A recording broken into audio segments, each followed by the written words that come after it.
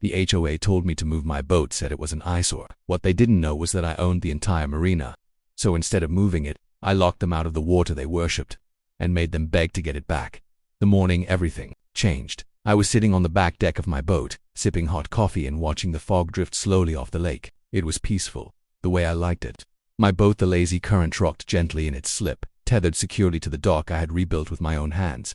The smell of water, pine, and the distant hum of early fishing boats was all part of my usual morning routine. I didn't need much to be happy, just time, a little space, and no one breathing down my neck. That was before the HOA got involved. When I first bought the marina, it was almost forgotten, half-sunken docks, broken pylons, and a battered old shack that barely passed as a storage shed. But I saw potential in it. I wanted a quiet place where I could tie up, live simply, and fish on my own schedule. I didn't care much about appearances. I cared about peace, so I put in the work, repaired the docks, cleaned up the oil drums and old tires that had littered the shoreline, and even put up solar lights along the walkways. Over time, the place came back to life. Locals noticed, few other boats started showing up, old friends, part-timers, even vacationers who wanted a quiet place to anchor. I charged low rent for the slips and used the money to keep things clean and functional. It wasn't fancy, but it worked. Then, about a year ago, the town started to change. Some developer bought up the land next to the marina and began building lakefront homes, big, expensive ones with oversized porches and polished stone driveways. At first, I didn't think much of it. People had the right to build where they wanted, but soon enough, with the fancy houses came fancy people, and with them came the HOA. I remember the first time I heard about it. A neighbor down the shore told me over beers one night, "They're forming an HOA, you better be careful." I laughed it off. Why would I care about a homeowners association? I didn't live in their neighborhood, didn't own a house in their subdivision. I lived on my boat. My property was the marina. And besides, the HOA had no legal claim over me, or so I thought. That morning, after finishing my coffee, I stepped off the deck and found a neatly folded letter tucked under the wheel chock of my dock cart. I squatted down, thinking it might be a note from one of the other boaters, but when I unfolded it, my smile faded. It was from the Lakeshore View Homeowners Association. The letter was typed in stiff legal language, printed on official-looking letterhead. It read, "Dear Sir, we have received multiple complaints regarding the condition and placement of your vessel at the marina. The boat is considered an eyesore and not in line with community standards for aesthetic harmony. As per HOA regulations, we request that you remove or relocate the vessel within 14 days. Failure to comply may result in fines and further legal action. Sincerely, Lakeshore View HOA Compliance Board." I stared at it for a full minute, my jaw clenched. Community standards. I owned the land under the dock. I owned every square foot of the marina, from the shoreline to the parking lot. I wasn't even within their community boundaries. I folded the letter slowly, walked over to my trash bin, and dropped it in without a second thought. Surely they had made a mistake. But it didn't stop there. 2 days later, I saw a man in khakis and a tucked-in polo shirt walking the docks, clipboard in hand, taking pictures. I approached him calmly, asked if he needed help. He barely looked at me. "Just doing a compliance inspection," he said. "HOA request," I chuckled. "You're not on HOA property. You're on mine. You might want to turn around." He looked at me like I'd insulted his bloodline. "Sir, we've received reports of unsafe structures, possible zoning violations, and visual disturbances." That phrase stuck with me, visual disturbances, as if my boat was a strobe light giving that Lakeview seizures. I didn't argue with him. I just pointed back to the shoreline gates. "That way, for trespassing." The man left without another word, but I knew it wasn't over. The next week, a small orange citation appeared on the windshield of my pickup truck parked, of course, on my own gravel lot next to the marina. It claimed I was in violation of HOA parking standards. I ripped it up. My patience was running low. Later that week, I went to the town records office just to make sure I wasn't missing something. I pulled up my deedful ownership of the entire marina, legally surveyed and recorded years ago. My land didn't fall under any HOA jurisdiction. In fact, I wasn't even zoned for residential oversight. They had no control over me. Still, the complaints kept coming. My dock lights were too bright. My flagpole was not aesthetically appropriate. One of the HOA board members even told a few neighbors that I was operating an illegal business. I wasn't. I was renting out slips just like dozens of marinas across the state, fully licensed, properly insured. But it was becoming clear that they weren't trying to follow rules. They were trying to push me out. That's when things got serious. One night, just after 2 a.m., I woke up to the sound of something banging against the hull. I stepped out onto the deck and saw that one of my dock lines had been cut. The back end of the lazy current was drifting, bumping against the post. My heart pounded. I grabbed a flashlight and checked the other lines. Another one had been slashed halfway through. Someone had tried to set my boat loose. I spent the rest of the night on deck, wide awake, shotgun across my lap. It was no longer just about pride, it was about safety. And that's when I decided I wasn't going to take it lying down. If the HOA wanted to play games, they'd better be ready for a real one. Over the next few days, I met with my attorney. I wanted to know exactly what I could and couldn't do. He confirmed everything. I had full legal control of the marina, the road leading to it, and the surrounding shoreline. No HOA authority reached my land. And here's the best part: every single HOA member who had a boat in my marina was doing so under my permission. They weren't my neighbors. They were my tenants. That's when the idea hit me. They wanted me gone, wanted my boat moved, called it an eyesore. Fine, if they didn't like looking at it, maybe they wouldn't get to look at it at all, or any water for that matter. I called a fencing contractor the next day. It didn't take long to make the decision. After that midnight stunt where someone tried to set my boat adrift, all the warnings and polite gestures were off the table. I was done playing nice. I gave the fencing company a call first thing Monday morning, and by Tuesday afternoon they were out walking the property with me, measuring the length of the shoreline road and the dock entrance. The contractor, a local guy named Eric, scratched his chin when I told him what I wanted: a tall, solid iron fence 6, maybe 7 feet high with a heavy-duty gate and keypad entry system. It wasn't cheap, but it was going to send a message. "You're expecting a war," Eric joked. I looked out toward the neighborhood across the lake where the new houses gleamed like polished trophies in the sunlight. Let's just say the neighbors got a little too used to free waterfront access. "I'm reminding them who owns the dock." Eric nodded. "Well, this'll definitely do it." The next few days were filled with the sounds of drills, welding sparks, and the clanging of metal posts being driven into the earth. The fence stretched along the entire gravel entrance road leading down to the marina and cut clean across the only public-facing access path. There was no way around it. You couldn't get to a boat, a kayak, or even a fishing post without passing through my gate. And without my permission, that gate wasn't going to budge. By Friday, the keypad entry box was installed, and the system was active. I kept the code to myself and gave it only to the 2 longtime fishermen who rented from me, monthly old-timers who had never caused a lick of trouble. They'd been coming to this marina for years, long before the HOA was even a whisper in town. I made sure they were taken care of. The rest, locked out. It didn't take long for the panic to start. That Saturday morning, I poured myself a cup of coffee and settled into a lawn chair on the dock. I had the best seat in the house to witness what came next. Around 8 a.m., a couple in matching athletic wear rolled up in a shiny black SUV. The man got out first, wearing mirrored sunglasses and carrying a small cooler. The woman followed, clutching her yoga mat like it was a prized possession. They smiled until they hit the fence. I watched their heads tilt in confusion. The man tried the gate, pulling at it twice before realizing it was locked tight. He turned and looked around like someone had played a prank on him. Then came the shouting. "Hey, what is this? Why is the marina locked?" I took a sip of coffee and waved. "Private property," I called back calmly. "You need a code now." His smile vanished. "I have a boat in there," I nodded. "Then you should have respected the man who owns the slip it's sitting in." He stormed toward me, stopping on the other side of the fence like a dog at a screen door. "You can't just block access. This is a community marina." I shook my head slowly. "No, it's not. It's my marina. Always has been." The woman piped up, her voice shrill. "We pay HOA dues. That gives us access." I stood and walked over, still holding my mug. "Let me explain something," I said, my tone calm but firm. "Your HOA doesn't own this land.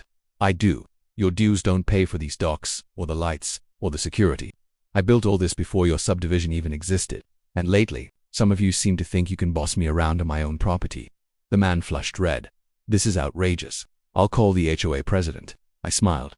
"Tell Cynthia I said hi." They left in a cloud of dust, tires spinning as they peeled off. But they weren't the last. Throughout the weekend it was like clockwork. SUV after SUV rolled up, surprised and confused, then angry when they couldn't access the marina. I watched it all from my deck, sipping coffee like a king, watching peasants try to storm the castle gate. Some cursed, some pleaded, some rattled the fence like it might magically open.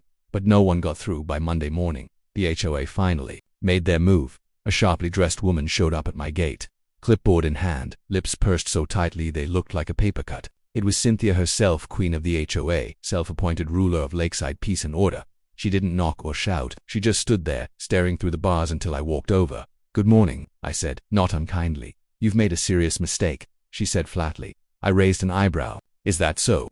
"This marina is a shared amenity," she continued, her voice clipped and icy. "Your actions are interfering with community access." "Let me stop you right there," I said, holding up a hand. "This marina isn't shared. It's privately owned, always has been. I pay the taxes, I built the docks. And for the record, I've never signed a single agreement with your H." She glared at me. "You're being deliberately difficult." I stepped closer to the gate. "No, I'm protecting what's mine. I've received nothing but harassment from your board for weeks, false citations, vandalism, trespassing, to try to force me out. Now you're dealing with the consequences. Cynthia's nostrils flared. This won't stand. We'll pursue legal action. You're welcome to try, I said with a shrug, but I already had my lawyer review the property deed. You've got nothing, and your residents, their boats are on my slips. That means they're my responsibility and my rules apply. She opened her mouth to respond, then thought better of it. She turned sharply and walked away, heels crunching in the gravel, muttering something about escalation and board emergency. That evening, I printed out new signs and mounted them on the fence. Private Marina, entry by permission. Only trespassers will be prosecuted for access requests. Contact the OWNR below that. I listed a phone number and an email, strictly business. No more chatting, no more warnings. If they wanted access, they'd come through me. Over the next few days, the calls started rolling in. Most of them began with apologies, or at least attempts at diplomacy. One man offered to pay a higher slip fee if I'd just unlock the gate for weekends. A woman said her family had planned a lake party and begged me not to ruin it for her kids. I wasn't heartless, but I made it clear access wasn't free anymore and my rules were final. Word spread quickly, and I noticed something strange begin to happen. People started treating me with respect. The same folks who once waved dismissively as they passed my boat now spoke politely, even deferentially. The tone had shifted. I wasn't just the weird Marina guy anymore. I was the gatekeeper. Literally, by the end of the week, Cynthia hadn't shown her face again. But I got an official letter from the HOA this time. It wasn't a demand, it was a request for a formal meeting to discuss mutual cooperation regarding shared lake access and property use. That was the first honest thing they'd done. And I wasn't done yet, because as much satisfaction as I got from locking that gate, part of me knew this wasn't just about revenge or pride. It was about drawing a clear line. This is mine, and you don't get to bully your way across it. The HOA started this fight. I was just making sure they didn't forget who owned the battlefield. A week after the fence went up, I received a formal letter slid under my door, this time printed on expensive paper with a Lakeshore View HOA seal embossed in gold. No threats this time, just a request. Dear Mr. Colton, the board of the Lakeshore View Homeowners Association respectfully requests a meeting to discuss potential resolutions regarding shared access to the Marina area. We believe a cooperative agreement could benefit all parties. We invite you to meet us at the Lakeshore View Clubhouse this Saturday at 10 a.m. Cordially, Bradley H. Martin, interim HOA president. So, Cynthia was out. That wasn't a surprise. She probably took the fall for escalating the fight too far and getting nothing in return. The HOA had underestimated me, and now they were scrambling to get back into the marina they once took for granted. I didn't answer right away. I left the letter on my counter, weighed my options. Part of me wanted to ignore it to let them sweat a little longer, but another part of me, the smarter one, knew that if I didn't take this meeting, they might start getting creative again. Lawsuits, dirty tricks, more late-night sabotage. At least this way I could keep the high ground. When Saturday came, I showed up 10 minutes early, wearing jeans, boots, and my old denim jacket. No need to dress up for people who had once treated me like a problem to be fixed. The clubhouse was a sterile building with fresh siding, fake stone columns, and one too many American flags flapping in the wind. I stepped inside and was met by an odd silence, like the calm in the air, right? Before a thunderstorm breaks. The room was neatly set up like a town hall meeting. Folding chairs in rows, a long folding table at the front with 5 members seated behind it, and a large coffee dispenser steaming in the corner. A few curious homeowners sat scattered around, whispering to one another. When I walked in, all eyes turned to me. Some looked embarrassed, others looked nervous. A few avoided my gaze altogether. Bradley Martin, a man in his late 40s with thinning blonde hair and an overeager smile, stood up and approached me with an outstretched hand. Mr. Colton, thank you for coming. We really appreciate it. I shook his hand, firm but without warmth. Let's hear it. He gestured toward a chair they'd reserved for me in the front row. I didn't sit. I preferred to stay standing. It reminded everyone I wasn't there as one of them. Brad cleared his throat. Let's begin. As you all know, we've recently had some challenges with marina access. We are here today to propose a cooperative solution. He clicked a remote, and a slideshow flickered onto the wall behind him. Photos of the marina popped up, taken from behind the new iron fence. As you can see, several residents have boats docked here, he continued, and the sudden closure has caused disruption for families who rely on lake access. I raised a hand. You mean families who are using my property for free and then tried to evict me from it? Brad paused, clearly caught off guard. Mr. Colton, I think we can all agree that the situation was mishandled in the past. We're trying to move forward. That's easy to say after the fact, I replied, voice calm but direct. Let's not forget what led us here. I was harassed, ticketed without cause, and someone even tried to set my boat adrift, and now, suddenly everyone wants to talk. A murmur rippled through the room. Brad sighed. We acknowledge that mistakes were made.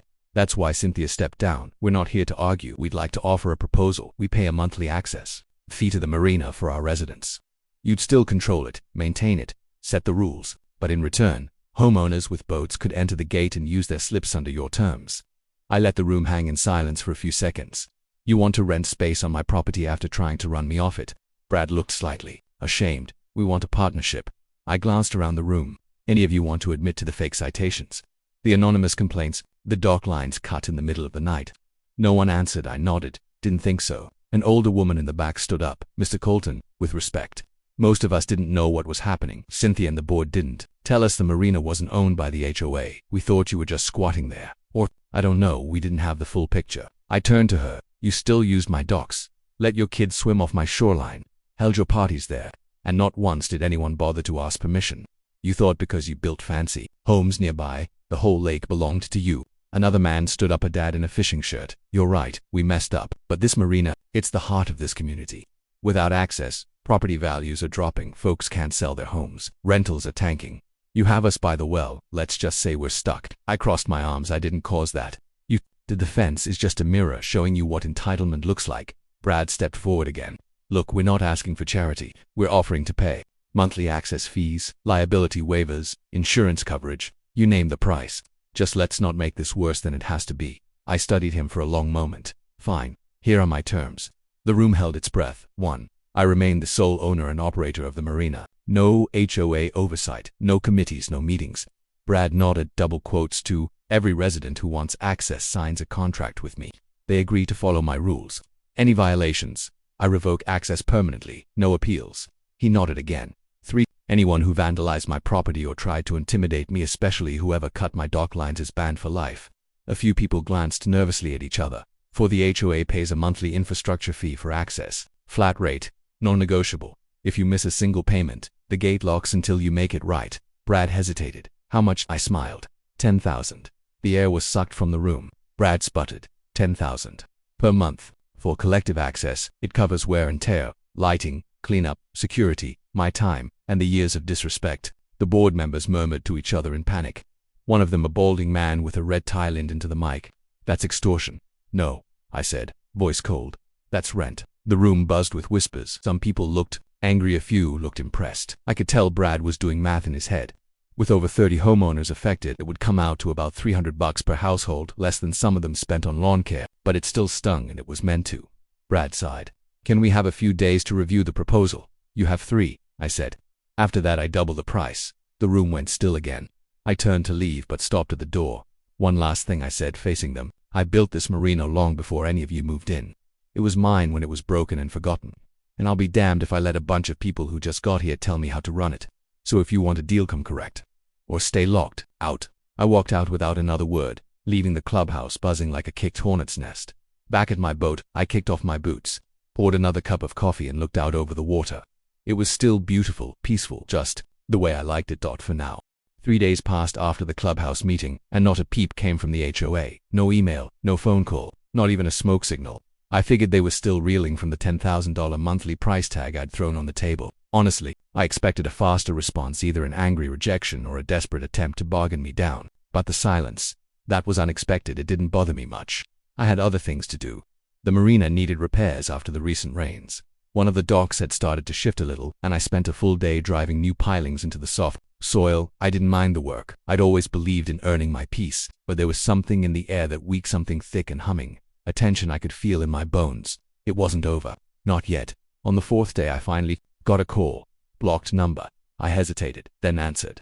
Colton. Mr. Colton, a smooth voice replied. My name is Gerald Avery. I'm a property attorney representing the Lakeshore View Homeowners Association. I sat down on the dock bench, staring at the still lake. Let me guess. They didn't like my price. He chuckled softly, like someone who thought he was the smartest man in the room. Let's just say they'd prefer a more equitable arrangement. Equitable, I repeated, chewing on the word like it was gristle. Funny, they didn't seem too concerned with equity when they were slapping citations on my truck and telling me to relocate my eyesore. Be that as it may, Avery said, my clients believe the current arrangement is unreasonable and potentially coercive. They'd like to negotiate. Note, a pause. Mr. Colton, if you're unwilling to negotiate in good faith, we'll be forced to pursue alternate remedies. Legal remedies, I asked. Correct. We're exploring whether the marina can be classified as a public utility under community reliance laws, or if your property title includes easements for shared lake access, I laughed loudly. Now that's desperate. Desperate or not, he said coldly, a judge might see it differently. Litigation could tie you up for years, and I cut him off. Then let's go to court. I've got time and a good lawyer. Your clients, on the other hand, have boats rotting in the sun. He didn't respond right away. I stood, pacing now. Here's the truth, Mr. Avery, your clients made a choice. They bullied, they lied, they tried to force me out. Now they're living with the consequences. If they want access, they can pay for it. If not, they can keep watching the lake from their balconies and wonder what peace used to feel like. His voice grew colder. You'll be hearing from us soon. I look forward to it. I hung up and stared at the water for a long time. They weren't going to back down. They were looking for a way to twist the law around and squeeze me out. HOA boards were good at that, using petty power like a crowbar, but they'd underestimated one thing. I'd fought harder fights than this. I hadn't survived losing my brother, rebuilding my life, and nursing this Marina back to health just to be pushed around by a committee in khakis and boat shoes. 2 days later, the local news showed up. A skinny guy with camera gear and a bubbly reporter in a bright blazer. They caught me rolling up a water hose on the dock. Mr. Colton, she asked. We're from Channel 9. We'd love to ask you a few questions about the situation with the Lakeshore View HOA. I stared at the camera, then back at her. They called you, didn't they? She smiled. We received a tip, yes. I considered turning them away, but then again maybe it was time the town heard my side of things. I nodded. All right, let's talk. We stood on the dock, camera rolling, the lake behind me shimmering in the late afternoon light. I kept my answers short and honest. Yes, I own the Marina. No, I'm not part of the HOA. Yes, they tried to force me to remove my boat and claimed I was an eyesore. No, I didn't retaliate, secured my property. By the end of it, even the reporter looked a little stunned. Do you have anything to say to the HOA board? She asked, lowering her voice like she was coaxing a soundbite. I looked straight into the camera. You built your houses around a lake and assumed it was yours. You were wrong. I'm not the villain here. I'm the guy who kept this place alive when no one else cared. And if standing up for my property makes me unpopular, so be it. The segment aired that night. The next morning, I woke up to 6 new voicemails and a dozen emails from local residents, most of them not from the Lakeshore View community, people thanking me. Small business owners who'd had their own run-ins with overreaching HOAs, fishermen who remembered what the Marina looked like before I fixed it. Even a retired cop who said, "Don't let them win. We need people like you." But not all the messages were kind. One email simply read, "You'll regret this. You're alone." Another voicemail, "We're going to take you down. Watch your back, boat boy." That one stuck with me. Not because I was scared, but because the mask was finally off. They were playing dirty now, and I knew what that meant. The next morning, I woke to find the keypad box at the gate smashed. Someone had hit it with a rock or a hammer, maybe wires hung loose, and the gate wouldn't respond. I sighed, grabbed my toolkit, and got to work replacing it. But this wasn't vandalism. It was a warning. They were trying to rattle me. Too bad I don't rattle. I filed a police report and installed 2 motion-activated trail cams, one at the gate, one overlooking the parking area. Then I ordered floodlights and a backup lock system. If they wanted to drag this out, I'd make sure they were the ones who got tired first that night. I sat on my deck with a flashlight in one hand and a thermos of coffee in the other. I watched the road in silence. Around midnight, a pair of headlights appeared at the edge of the trees. They stopped, just long enough to realize I was sitting there waiting. Then they backed out and disappeared. Cowards. But that's when I realized something else. I wasn't really alone. People were watching this unfold. Some in silence, some from the shadows, but a few were starting to stand beside me. The next day, the fisherman who rented the far dock slipped. George, an old-timer with a wiry beard, brought me a fresh coffee and a box of donuts. "You're doing the right thing," he said. "These people, they forgot what it means to earn something. They think if they scream loud enough, they're owed the world." I nodded. "They're not used to someone saying no." "Well, they've got one now," he said with a grin. Afternoon, I got another call from a lawyer again, but this time it was mine. "Just heard from the county clerk," he said. "HOA filed a preliminary motion. They're claiming the Marina was historically open to public use, and that you can't legally restrict access now." I rubbed my forehead. "That's ridiculous. It won't hold," he assured me. "You've got the deeds, tax records, and 5 years of maintenance reports. But they're trying to delay, hoping you cave. It's not gonna happen."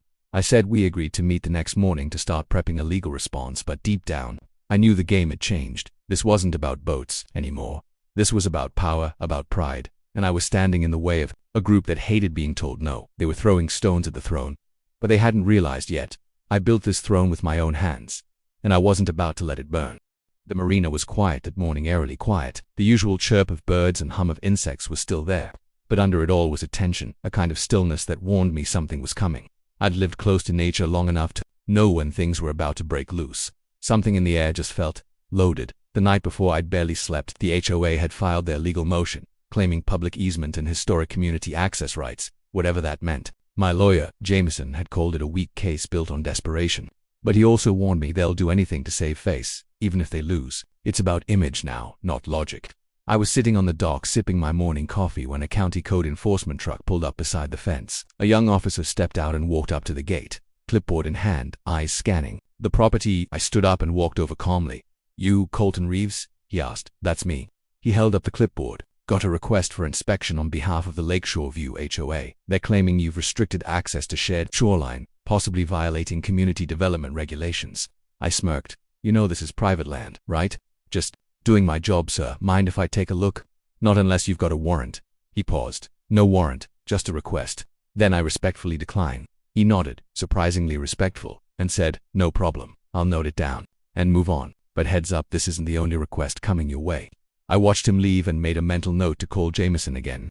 They were pulling every lever they could find now. Fake reports, abusive bureaucracy, classic HOA warfare. If they couldn't beat me legally, they'd try to wear me down with paperwork, but they didn't know me well enough to understand I don't fold under pressure. I sharpened under it. That afternoon, something unexpected happened.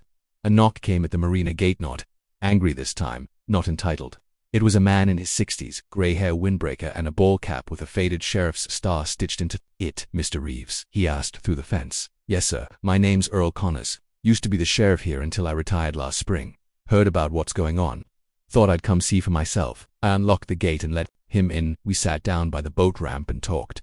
Turned out Earl had lived in the area his whole life. Said he remembered when the Marina was nothing but broken boards and beer cans. He'd watched me rebuild it from scratch.